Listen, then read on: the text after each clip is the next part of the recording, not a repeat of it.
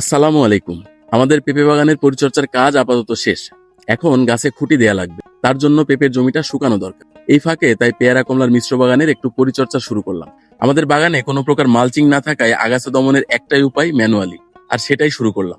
আমাদের পেয়ারা আর কমলা দুই রকম গাছেই ফল সেট হচ্ছে আলহামদুলিল্লাহ। আবার রুটিন সার দেওয়ার ডেটও ওভার হয়ে গেছে।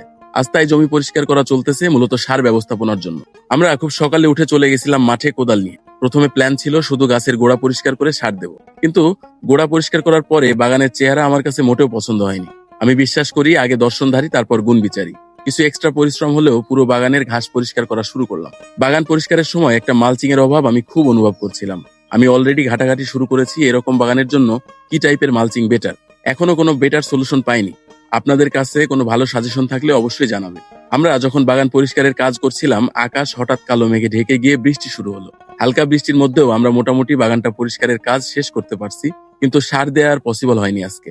ইনশাআল্লাহ আগামীকাল আমরা এই বাগানে সার দিয়ে দেব। পুরো বাগান পরিষ্কার করার পরে এর চেহারা দেখেন, মাশাআল্লাহ অনেক ভালো লাগছে নিজের চোখেই। বাড়ি আসার আগে আমরা কিছু পেয়ারা গাছের প্রুনিং করে দিলাম, তারপর বাড়ির পথে রওনা দিলাম। এদিকে আমাদের ভার্মি কম্পোস্ট বেডের প্লাস্টারের কাজ চলমান আলহামদুলিল্লাহ। এখন পর্যন্ত 7টা বেড ফুললি প্লাস্টার করা কমপ্লিট হয়েছে। বেডগুলো দেখে বোঝা যাচ্ছে এখন থেকে সার আমাদের নয়, আমরা সার তৈরি করবো ইনশাআল্লাহ। মিস্ত্রিদের কাজের তদারকি শেষে তাদের বিল মিটিয়ে দেওয়ার মাধ্যমে আজকে দিনের মতো কাজের সমাপ্তি টানা হলো।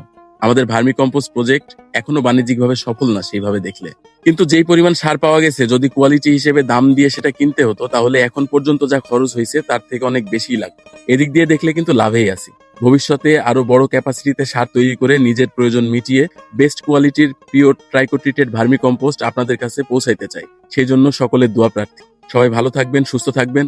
আল্লাহ হাফেজ।